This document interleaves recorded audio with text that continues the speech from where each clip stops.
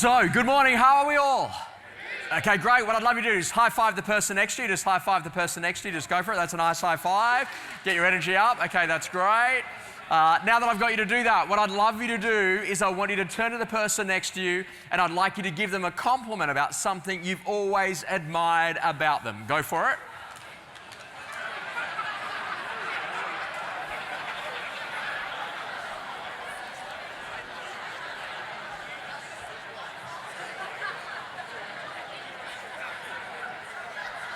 Okay, so,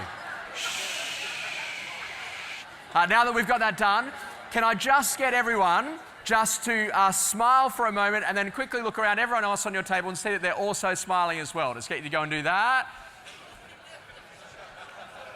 That's really good. I'm glad we've got that done.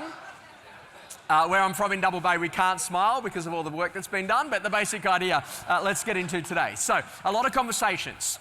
We're going to work together over the course of the next 55 minutes or so, and the foundational idea is that we're going to talk a lot about momentum. And momentum makers is a fantastic subject to start to think a bit about. And we want you to think about strategy and execution, but how you actually really go to do this. And I love this as a nice little starter because we live in a brand new world.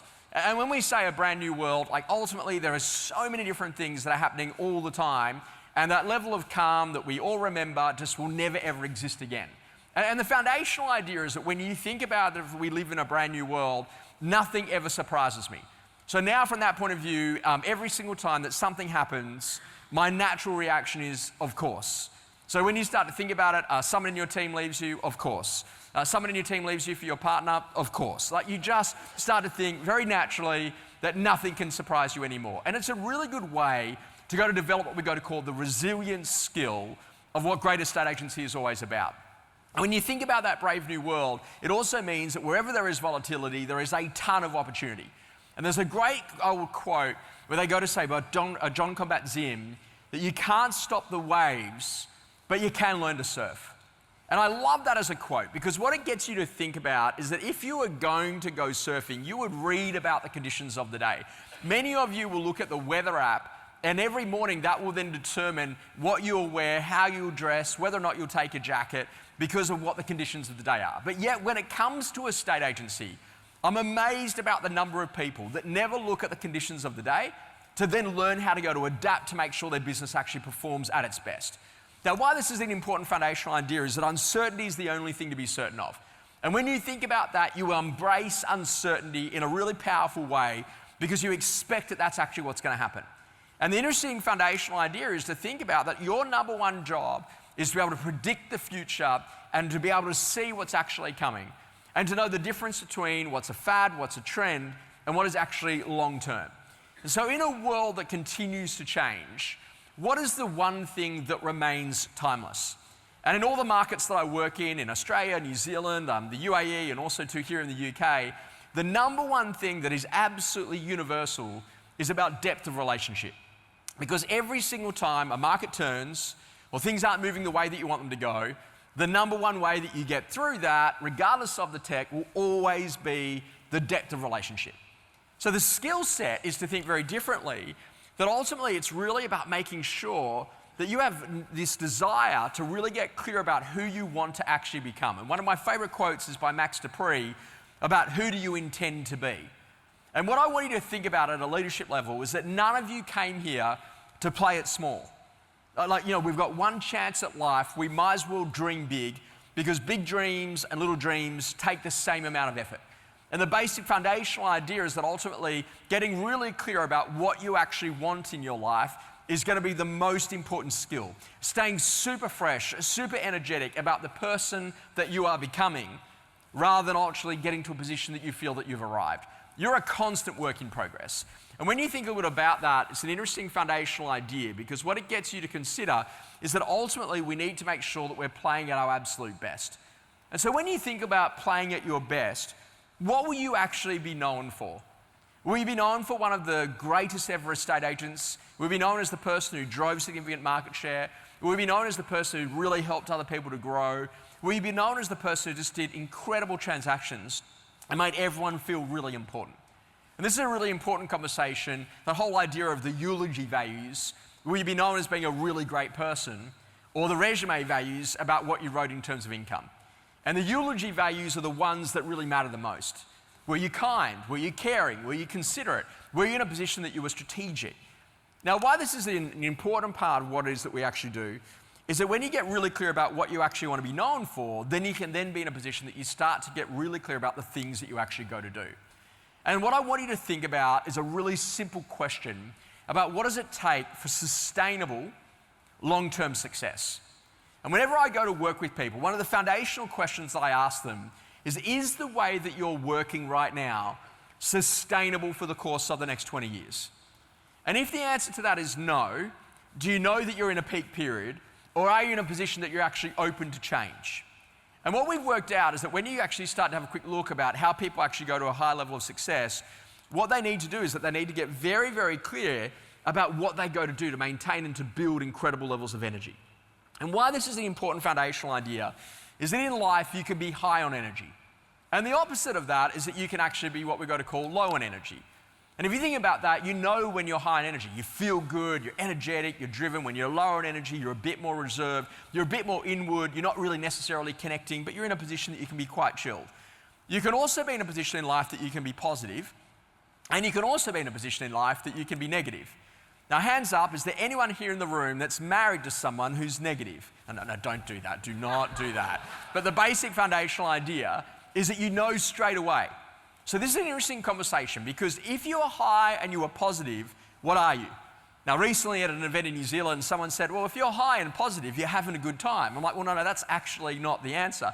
The foundational idea is that you're in what we go to call a performance zone.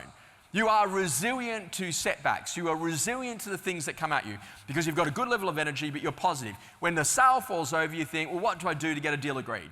When someone leaves, no problems, who else could we recruit?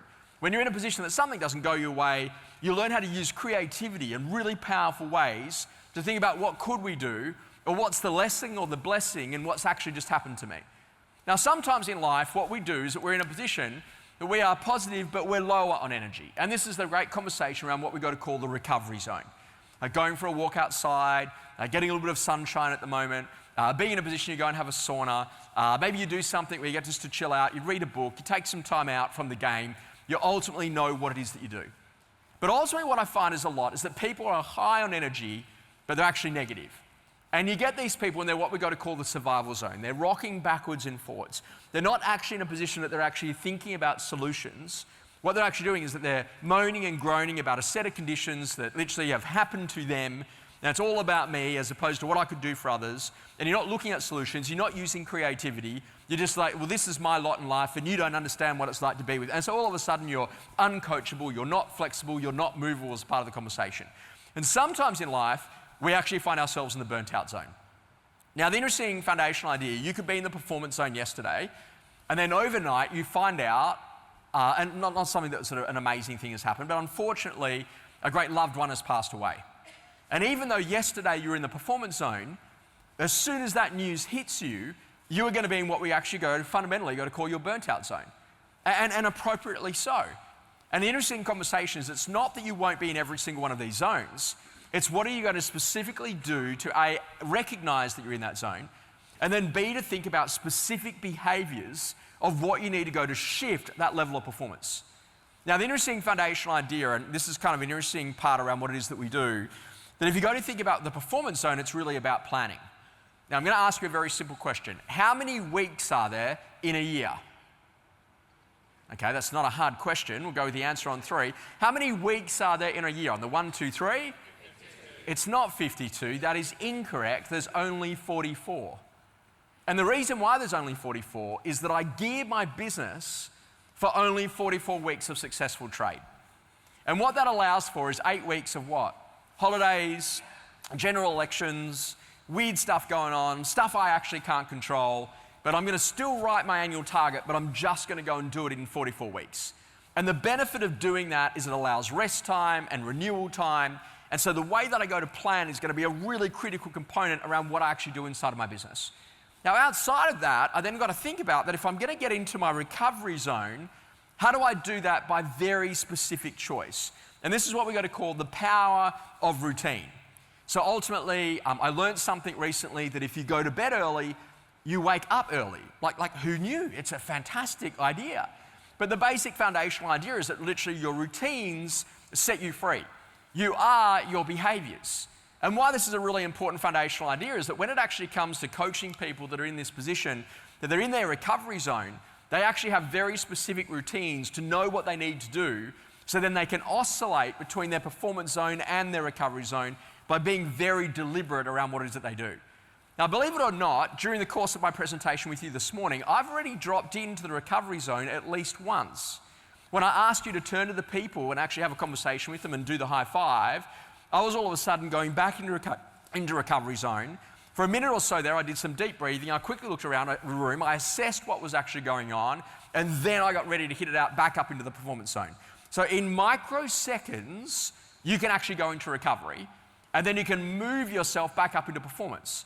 And why this is an important conversation is that when you think about what goes on, every single time I find someone in survival zone, what I then think about is, okay, great, what do I need to do to shift their perspective to A, get their recognition that they're in that zone, and then to actually go and drill in harder on what we need to change in their calendar, and then what we need to shift in terms of their routine in order to move them back over to their performance and their recovery zones.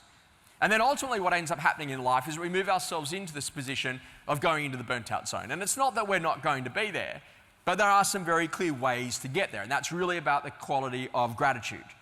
Now, there's a fantastic little diagram where you draw yourself here, and then over here is the sun.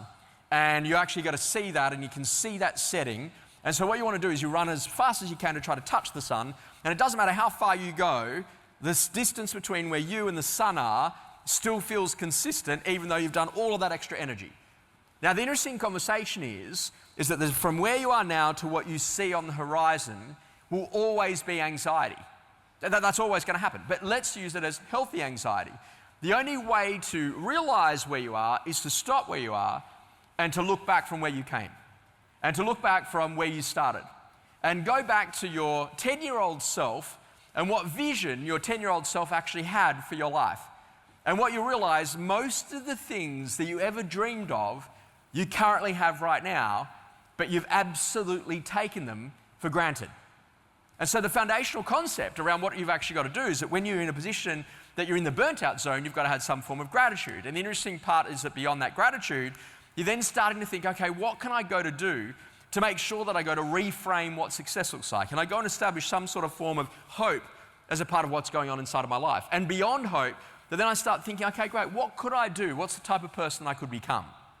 Now, Brené Brown wrote a fascinating book on this. It was an interesting conversation with Adam Grant, and it was about what we've got to call option B. And she's over there in Mexico, and what she's doing is that she's walking along the beach with her husband at 40 years old. And Sheryl Steinberg was the CMO of Facebook at the time. And as she's walking along the beach, her husband says to her, honey, I'm just going to go and train in the gym for an hour. And she goes, no problems, I'm going to keep walking on the beach. But once you've done that, then let's meet and we'll go for a cocktail. And so all of a sudden that all happens.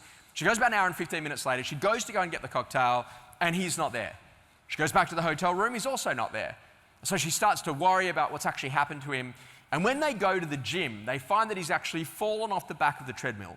Has hit his head, has had some sort of a seizure, and off the back of that has inadvertently passed away in that very moment. And the interesting conversation is that Sheryl Steinberg, literally is all of a sudden every dream, every aspiration, all of the things that she'd been building towards, all the moments that were yet to come that they had planned for, were taken from her in that very moment. And she said the interesting thing is I was very lucky because I had the clinical psychologist Adam Grant as a dear friend. And so as things evolved over the course of the next few weeks and months, she spent some time with Adam to actually understand about this resilience skill of what people actually go through and what they build when these types of events happen. And in their study together, they realized that when something happens to you, you have a chance to either go back to what you were before the event occurred. You can spiral into a pit of pity about that event and never get out of it. Or you can use it as an incredible fuel to jump forward in your life about where you'd actually like to go. And this is interesting foundational conversations that every single time that I work at a coaching level inside of any organization with any person, the energy curve is the most important curve of all. What is the leadership team doing? What is the frontline team doing? What are we doing with the people inside of our businesses to assist them to understand what performance actually really looks like and to promote active recovery inside of their life and their organisation beyond just holidays, but in the moment, so then they can go to perform at their best. Now, this is an interesting diagram because I've spent the last 18 years of my life when I first got to see Tony Schwartz, who wrote the book called The Power of Full Engagement. And what I've done is I've really focused on what are the specific things that Josh does to get into the performance zone, what does he then do to drop into the recovery zone, and if there's a moment that he finds himself in either the survival zone or the burnt out zone, and it does happen, what are the very specific behaviours that he puts in place in order to be able to go and achieve the level of momentum that he really wants inside of his life.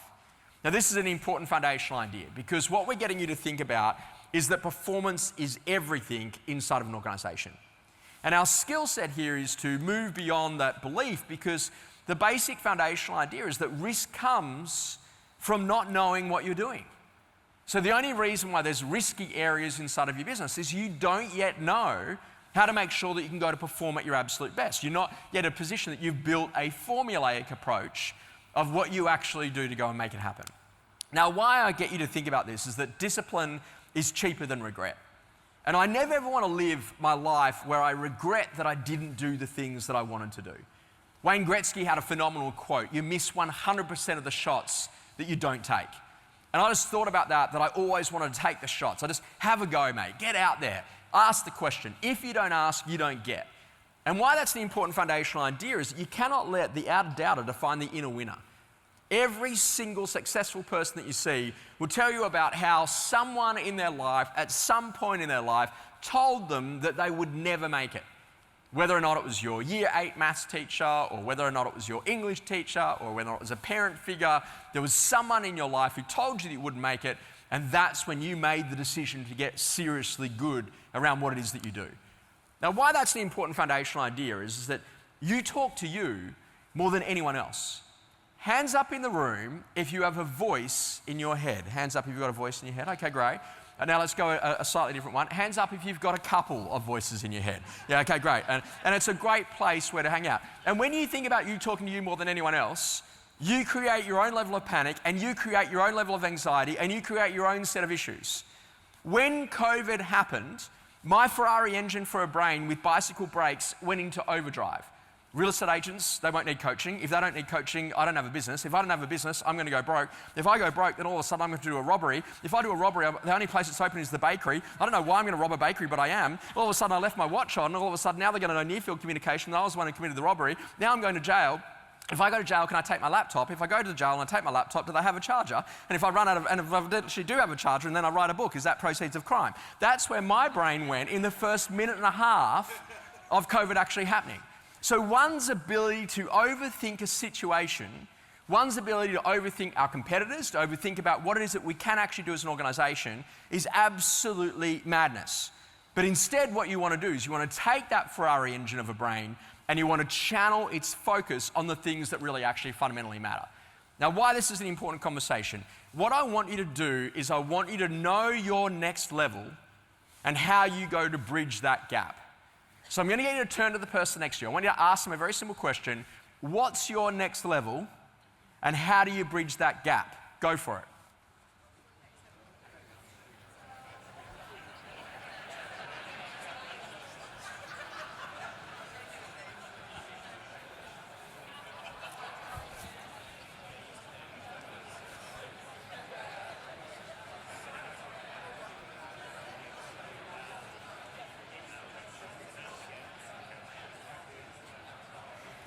So, let's stop there for just a second. Isn't it just a fascinating question? Because when you turn to someone and you say, hey, what's your next level? You could tell instantly whether or not A, they had clarity of where they're going, B, whether or not they had a really clear strategic plan in play, or whether or not they're just coasting along in life, and whether they've got the drive and the direction for where they want to be. And there's no problems with that. In life, you're either climbing towards a peak or you've actually hit a plateau. And plateaus are all okay if you plan to be there. The worst thing in life, though, is to be on a plateau and not know how to get off it. and not being prepared to make the decisions that might be uncomfortable to allow you to go and achieve your potential. And why this is an important conversation is that in business, we talk about one of two things. One is what we actually go to call layered growth, and one is then what we actually go to call exponential growth. Now, why this is a really important conversation, what is layered growth? When I walk into business planning, I say, look, how many sales did we do last year? Oh, our business did 100 sales. Great. Now, and what do you want to do next year? Well, you know, if we really do it right, if we get all the conditions right, if everything's awesome, 102. And that basic idea is that there's no real strategy, because what you're playing with is you're trying to tweak your way to greatness. What you must do instead is you've got to think differently than that. You've got to start thinking about what we go to call exponential growth. So if we are at 100, what would it take for our business to do 1,000? And all of a sudden, every one of your assumptions breaks. Well, what markets would we need to be in, and how many people would we need to have, and how would we go against those competitors, and is my brand good enough to do that, and do we have the infrastructure, and oh geez, what am I doing on website? Oh geez, I don't really get, what do I do around recruitment, and oh geez, I'll never see my family, or what would my organisational chart look like? And it's not until you start to question the very assumptions that are actually holding you back that you're ever going to achieve the level of growth that you're capable of. And why this is an important conversation is that ultimately, we've got to start to realise that when you get really good at what you do, you become very formulaic. The bigger the problem, the faster they move. If you or your partner went home tonight and said, honey, I just want to let you know we're having triplets, would that change things for you? Now, some of you, yes, because you didn't even know you had a partner. Now all of a sudden you're having triplets. But the basic foundational idea is that what it gets you to start to think about is that sometimes people need an event before they get serious. They need a moment to wake up before they really go all in on what it is that they actually want. And this is an important foundational idea, because what we've got to do is that we've got to make the business really good at what it actually does. And when you think a bit about process, and you think about discovering that, do we actually go into our Reaper and find all of our customers based on problem type? Who's having a baby? Who's got a job relocation? Who has to sell? Who's under financial pressure? Who are the people that are downsizing? And what are the conversations that we have to really go to get progress?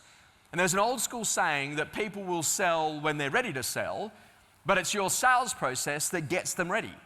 So what are you doing in terms of your sales process is to speed it up in terms of the consumer decision-making cycle. Now what we realise is that customer experience is equal to brand, and brand is therefore equal to pricing power. And I tell the story that you go to a cafe or a restaurant, and you say, oh, could I please have a Coca-Cola? And all of a sudden, the waiter turns to you and says, oh, we've got Pepsi, is that all right? And in that moment, you kind of feel a bit deflated, a bit dejected, you lower your standards and you accept. But what would actually happen if the waiter said, oh, but for an extra £1, I can get you the Coca-Cola? And most people who had ordered the Coca-Cola would pay the extra £1 for the Coca-Cola as opposed to the Pepsi. And this is an interesting thing of what Warren Buffett talks about in terms of the quality of brand, which is what we go to call pricing power. That because it is Coca-Cola, you will pay more for it than if you were offered Pepsi. So when you think about the power of what brand is, it really is about understanding what we're doing in terms of consumer experience. This is a really foundational idea that when you think about what great brands do, they really get you to connect with hopes and dreams and aspirations. They provide safety, they provide luxury as a part of that conversation. We will now pay double, if not triple the price for water in a litre that's packaged with a particular brand than what we will for a litre of petrol for our cars. And if you start to think about how mad that concept actually is, it goes to show you the power of what brand can actually do in terms of pricing power. Now, what you accept is your standard. So what we've got to do is we've got to change organisations. We've got to get you to start to think differently about what are the standards that really uphold our brand. The basic idea that you ring and literally in 5 seconds later someone answers the phone. The idea that there is a same-day response, that maintenance actually happens on the property, that we get a quote on that and we get a contractor out to the property, particularly quickly around particularly urgent items. And this is a really important foundational idea. If you don't know what the standards are and they're not documented, then how can they actually be delivered? Now, what a great restaurant does is that when you walk in there, oh, lovely to see you. Madam, sir, may I take your jacket? And now let me take you to your seats. And by the way, would you like some still or some sparkling? And if you'd like some sparkling, would you like the Antipodes from New Zealand or the San Pellegrino from Italy? Now there is a choice of sparkling water. That's a very expensive restaurant. If you go to other parts of the world and you say, oh, hi, mate, so can I just get some water? Yeah, sure, brother. Taps in the corner, eh? Yeah, okay. Any cups? Nah, bro, just use your hands. I was in South Auckland 2 weeks ago, and it's a very different price point. Now, it doesn't mean that it's better or worse, but what it is that there are consumers that are prepared to pay for different things. Now, why this is an important conversation is that you've got to start to think about how we improve the standard around what it is that you actually got to do. And this is about really understanding you don't fall to the level of what your competitors do. You don't become common enemy obsessed about what they do. You don't set out and say, I want to be as good as my current competitors in 5 years' time. You don't use that as the benchmark. What you do is you define a new level of customer experience that you know that customers actually fundamentally see significant value in. And what I want you to think about is that if you're not planning on being the cheapest, then how are you planning on winning? Now, Purple Bricks came to Australia, lasted 18 months, and we kicked them out of the country. And it was foundational around what it is that we do, because what we actually realised is that the argument that we had in UK estate agency was probably the wrong one for a decade. High street or online. How irrelevant does that now feel 10 years on? And this is why you've got to chase the right things. You've got to get really clear about what customers actually want. And the driver here is to think very differently about what you can do to go to perform at your absolute best. And so the lesson here is a great conversation, because what we know is that business is all about strategy. It's about setting a strategy that your team can go after. And I love this quote from Herb Keller, where he says, we've got a strategy, it's called doing things. And most organizations have got all these strategies, but they don't do anything. They've got all this great thinking, but they don't hit the runway. The execution's not there. The speed of getting it to market. You don't get known for what you know. You get known for what you execute. So therefore, you have to become fundamentally phenomenal at execution. In our world, we don't talk about implementation. In my business, you mention the word implementation, that's right up there with getting your first written warning for departure. And the basic foundational idea is that because we need to get known for what it is that we actually do. So one of the things that I do inside of every business is I say, hey, what are your strengths right now that you should leverage? You know, you're worried about your competitors, but yet you've got all these past clients you haven't called. You're worried about the market conditions, but you haven't called any of your current landlords or owners to see if they'd like to buy another investment property. You're worried that all of a sudden you're going to lose this particular person rather than growing the next group of talent inside of your organization to make them exceptional, to de-risk the business. And if you think about the strengths to leverage, then the next conversation is, well, what are the strengths that you actually need to develop? I need to develop some strengths today about AI. I need to develop some strengths today on leadership. I need to develop some strengths today on recruitment. I need to build a bit of a formula for what it is that we actually got to do. Now, whatever happens inside of your organization, it's about three foundational ideas. And in Turn the Ship Around, David Marquette, what he spoke about is that ultimately you must have intent.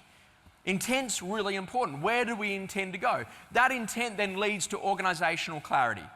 If I had someone as a head of sales, if I had someone as a head of leasing, if I had someone as a head of my PM business, if I had someone as a head of my financial services business, and they were really clear about the intent of where we were going this year, would that change things? And if I interviewed those people in my team, do they absolutely know what the strategy is this year? And then you start to think organizational clarity. What are the types of skills that they would need to have? And then you start to think about the technical competence of what do you need to do to make sure that you can actually do that. Now, why this is an important foundational idea is that ultimately we've realized that good energy is good business. And now what we need to do is we need to start thinking about how we go to grow great people. So one of the things that we've done is that we have to work in some of the fastest markets in the world. And they're a great teacher. And over in Dubai and working with House & House, we built this formula that we baked in November last year. And we now grow people through basically 7 or so key things. So I'm going to give you the headings. Let's go and have a look at them. The first foundational idea is that people need to become really good at what we go to call area knowledge. Now, this used to be hard, not anymore. You can type a couple of quick questions into ChatGPT, click deep research for an area, and it will ultimately, in under 15 minutes, give you an incredible summary on all of the key things in that particular marketplace. But I think that if you're going to be really good around what it is that you do, that you're going to need to know a few things. And that area knowledge could be things like, what are the key streets? What are the hubs and spokes? What are the local schools? Next conversation after that, the major shopping centres, the cafes, the restaurants. the doctors and the hospitals, the transportation, area guides, lifestyle, parks, bike tracks, travel times, local councils, local builders, local architects, handymen, and also to churches and religious denominations. Most people have accidentally learnt that over a career, as opposed to really getting in there to say, hey, if you're going to come into this area, you need to become an area expert. Do that on ChatGPT. And now I want you to get on the tube or go out and walk or get into a car or get on a bicycle, and I want you to go to that local school, and I want you to go to that, and I want you to go to that, because I don't want you to turn up to a viewing, and when someone says, what's that over there? You go, oh, I think it's a stadium. You should know it's Wembley Stadium if you're selling a property or leasing a property right next to it. So this is a really important foundational idea. After area knowledge, we then go to what we go to call market knowledge. Now, market knowledge is a really important skill set to teach, because what you're thinking about from a market point of view is to then understand, okay, great, what actually makes up the market? So when I go and ask the questions, I say, okay, great, well, what are the things that we need to know? What is a 1 better, 2 better, 3 better, 4 better, 5 better lease for? What is a 1 better, 2 better, 3 better, 4 better, 5 better sell for? What actually drives pricing? Is it access to a motorway? Is it access to transport? Is it particular school zones? Why is it on that side of the street it gets a £100,000 premium? On that side of the street it gets less? Well, because that side backs onto a golf course or a nature reserve. And so this is a really important idea, because if you got in and you drove to the last 20 sales in your area, where's the density of where the transactions actually happen? And what's the age profile and demographic of the type of consumer that you actually get to go and do work with? Now, this is an interesting conversation, because then beyond that, what are the price drivers that we actually see? What are the local sporting and community groups that we're actually involved with? And then in addition to that, what's happened to growth of units versus houses over the course of the last 5 years? Now, none of that should be a surprise. In really well-educated businesses, they actually spend a lot of time in teaching their people about markets and market dynamics. So if you're going to go swimming at the beach and the lifesaver says to you, high tide, low tide, temperature of the water, and are there sharks, why don't we do that inside of our businesses to say, hey, this is what's happened to available 1 better, 2 better, 3 better, 4 better, 5 betters. This is what we're seeing in terms of supply. This is what we're seeing in terms of demand. Therefore, this is what it means that you should do with your rental price, Mr. and Mrs. Owner. You should increase it, or you should decrease it, or you should keep it the same, because these are the market conditions of the day. But when you don't give people the conditions, they don't know how to adapt. And this is the interesting conversation, because ultimately what we've got to do is that we've got to start to move beyond our area knowledge and our market knowledge to then move into a really important conversation around what we're doing in terms of our transactional knowledge. Now, why this is a really important foundational idea is that transactional knowledge, do you actually know what happens? Now, the problem in the UK is our transactional risk of not doing searches, of not having the right solicitors, of not being in a position that we preempt all of the areas where deals can fall through, and putting systems and methodologies and processes in play to minimize that risk as much as possible, to increase the likelihood of getting to completion. And why this is a really important part of what we do is that when you look at the transactional knowledge inside of a business, what actually makes a binding agreement? What actually makes a binding contract? What actually is this conversation? How do we go to upsell marketing upgrades if we're brave enough to? What payment options do we actually offer? Do we offer buy now, pay later? Afterpay exists in all retail environments. Why doesn't it exist in the real estate environment when it comes to upgrading your marketing? The next conversation, if a husband and wife are both on title and they're divorcing and the husband wants to buy the property, are there any disclosure requirements if there's a second person who also wants to buy the property? If the agent wants to buy a lease of property that's currently listed by the brand, what are the legal requirements? And if either the buyer or the seller dies before the settlement or the completion, what actually happens next? Just an example of simple questions that transactionally people don't know, and you should know, because none of this matters until it matters. And the moment it matters is when you accidentally bruise a client because you provide the wrong advice because you didn't know what you were talking about the first time. So area knowledge leads to market knowledge, which leads to transactional knowledge, and then we again go to the conversation around what it is that we do in terms of brand knowledge. Now, if you want to get better fees, whether or not you're in sales or lettings, the foundational idea is that you need to know what your brand really stands for. Now, this is an incredible campaign, Lewis Hamilton there, with Rimmer luggage. And if you know Rimmer, they're 2 to 3, if not 4 times more expensive than other people who produce suitcases. But the foundational idea, if you travel a lot, a Rimmer suitcase is unbelievable. My Rimmer suitcase will get maybe 300 to 400 flights, whereas my Samsonite suitcase would probably do 30. So even though it's 3 times more expensive, I actually get 10 times the length out of it because it's really well built and they've got great wheels and they're really good at maintenance. And the interesting conversation is, if I want to find out cool locations of where to go when I'm on holiday, I actually type into Google Maps, where is the Rimmelwer store? Because wherever that store is, there'll be other cool stores about it. And I will walk into the store to see what else they've got available to add to the collection. Now, all of a sudden, they call it the men's version of Chanel. Women do the same at the Chanel store, men do the same at the Rimmelwer store. We're all buying bags, but the basic foundational idea is brand really matters. Now, if you're going to go and sell brand, you've got to know how to actually go to sell that brand. And you've got to be able to go to tell stories that humans actually fundamentally connect with. And when you think about the brand knowledge, what's your highest sale of all time? What's your lowest sale price of all time? What's your number of sales per annum? What's the number of properties under management? What's the number of properties that you let only? The next conversation, what's the number of financial services clients that you look after? What's the total number of transactions that you've done? When you start thinking about the total number of customers that you've served, now you've got a story. Ben, lovely to see you tonight, and thank you so much for the opportunity to potentially sell your property for you. I just wanted to let you know we've actually sold properties anywhere between 100,000 all the way up to 10 million pounds. We've been trusted at the highest echelons, but we're not too good to sell properties at all levels. Now, the interesting foundational conversation is that we do 500 sales per annum. We're in a position that we've got over 500 properties under management and 500 let only, and literally we have 500 financial services clients. They're all unique. That's 2,000 people. If you think on both sides, that literally we've got a buyer and a seller, or a tenant and a landlord, that probably means that we've served over about 3,500 people in the course of the last 12 months. Ben, what would it take for me to have the opportunity to look after you? And learning how to tell stories about what your brand actually does is the number one thing, because if you're proud around what it is that you actually represent, then you'll actually charge the fee for what it's worth. Now, why this is an important foundational conversation is if you've got your area knowledge right, and your market knowledge right, your transactional knowledge right, and your brand knowledge right, then what it leaves us is what we effectively go to call the 3 layers of skills. Now, skills are a really important part, and in business, there's only 3 specific layers that you've got to get right. And the first one, without a doubt, is how do we go to generate your leads? Now, this is not random. This is a science. Now, when we say it's a science, if I went and had a look at every single property that you've brought on this year in any of your service lines, how did you meet the owner and what did you do to bring them to market? Now, this is what we go to call lead attribution. If you met the owners because you handed out lots and lots of frozen oranges to the under-8 football team, then hand out more frozen oranges to the under-8 football team, because that's how you generate your leads. If, however, you generate your leads because you drop your kids off at school, then maybe start dropping your kids off at different schools to generate some more leads. But the basic foundational idea is find out what works and scale it. Don't go and do a whole heap of random stuff that doesn't work. And are you prepared to let go of things that just no longer work?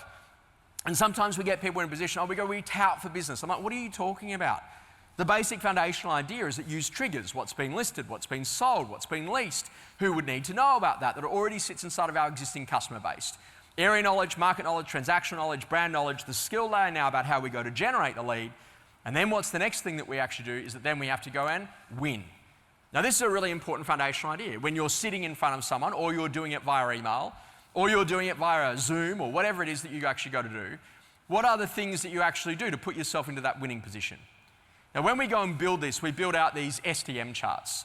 And the foundational idea is that on the sales environment, we say build an item of value, a market report, get people to subscribe, make that happen on your website, grow your database. Next foundational idea, do really good quality buyer work. When you do a viewing, find out if they're a seller, find out if they're a tenant. If they are a tenant, where are they coming from? Because that means that property will be vacant soon and that will need to be let. And so if you're super smart about what you do, every person that you meet turns into another 2 transactions.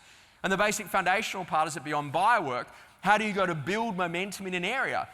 If you are able to do signs, can you put signs up on some of the houses? If you're in a position that ultimately, can you get on to the neighbours, the 10 either side, the 20 across the street? What are you putting in the letterbox? What are the things that you're doing to drive the momentum? And then beyond that, then starting to think, well, what do I go to do with all of these previous valuations that I've actually done in the past? And if I've got all my previous valuations there, every valuation I've done is wrong, so why don't I go back and revalue them from last year? And then off the back of that, then we say, okay, great, I've got all these past clients. They're not in a witness protection program. Why don't I just ring them and see if they're happy? Now, if any of you are married, you know that your partner is often changing moods quite a lot. The same too with your past clients. So from that point of view, get on the phone and go and ring them. And then what we've got is our owners or landlords who who are in a position that they own multiple properties. Now, what that is that that's an STM chart. You're going to get indigestion.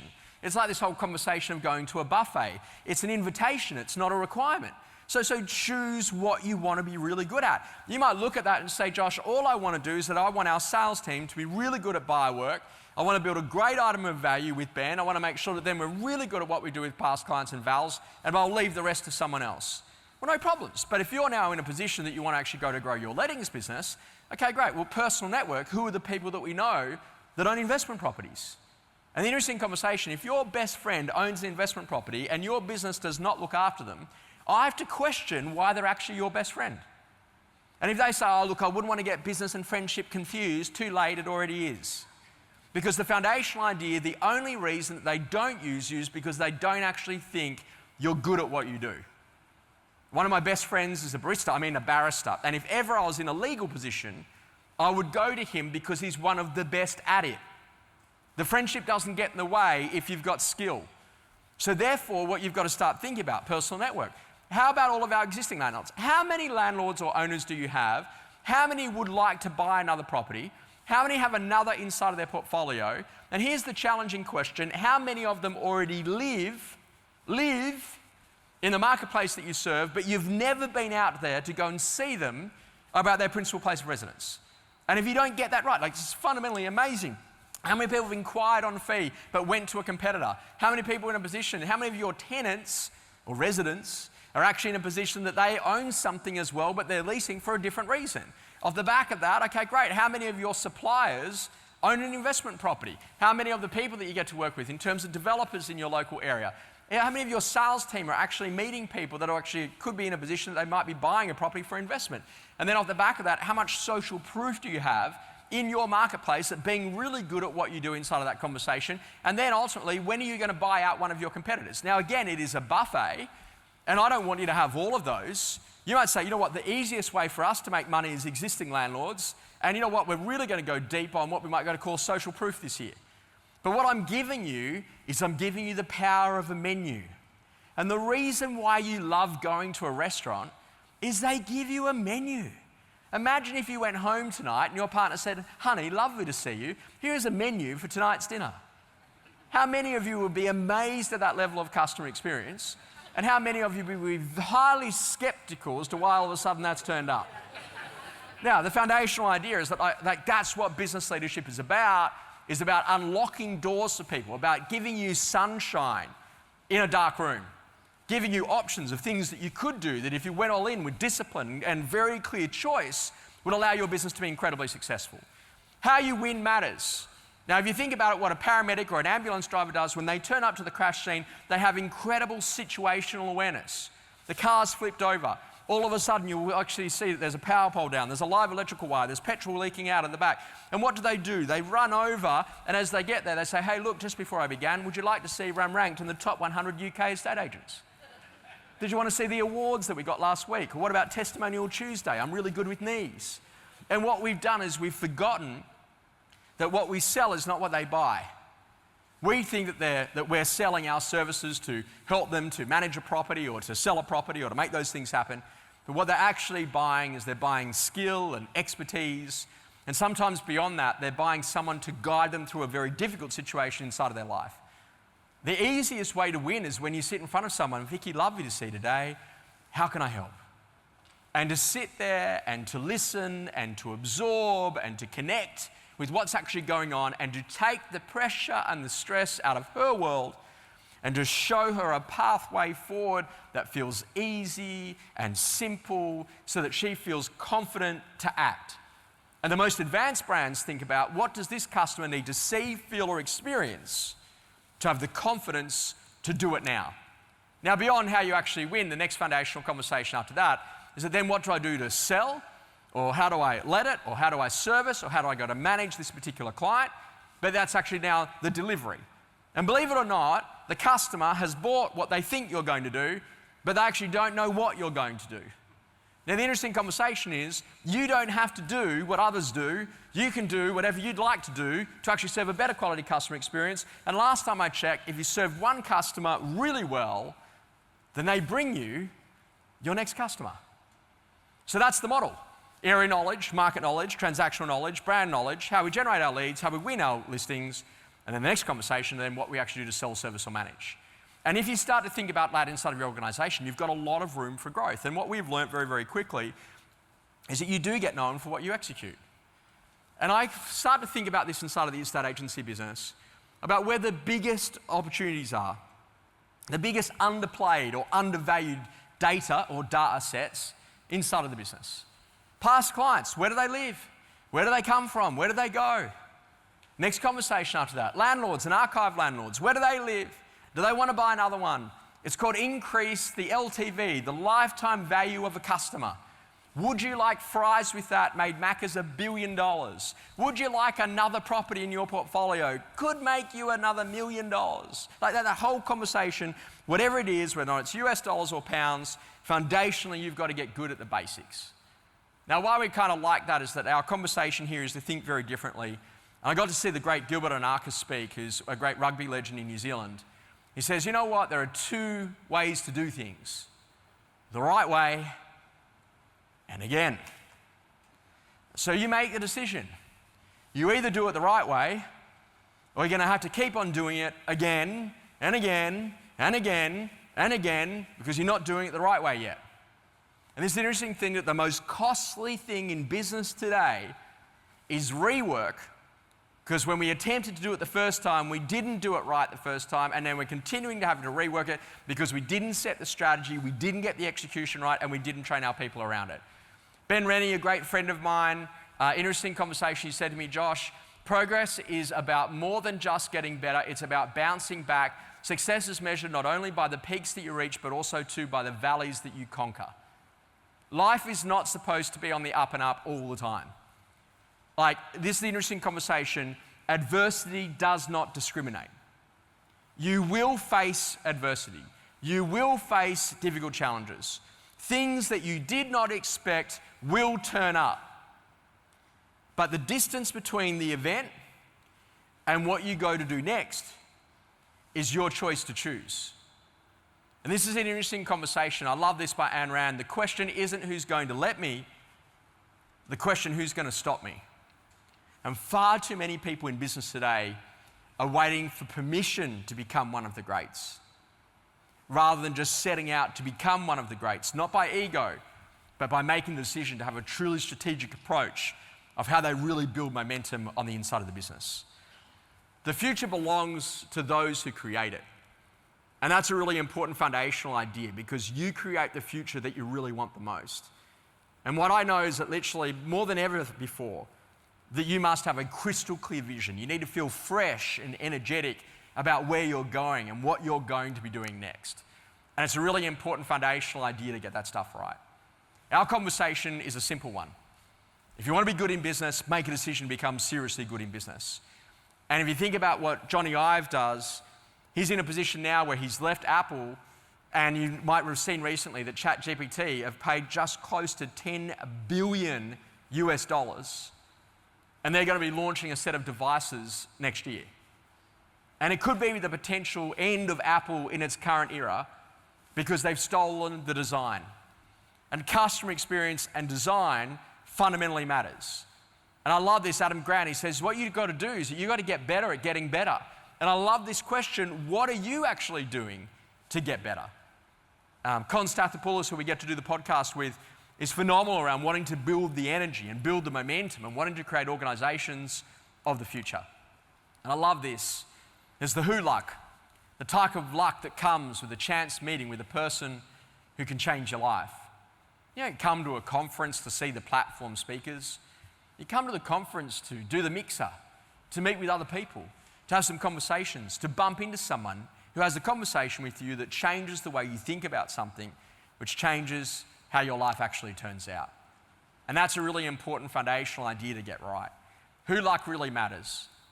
As we close out today's presentation, I want to leave you on the famous words from Nike. Find your greatness. You didn't come here to play it small. You've got a huge opportunity ahead of you. But the question is, what will you do to actually become an incredible momentum maker in your business?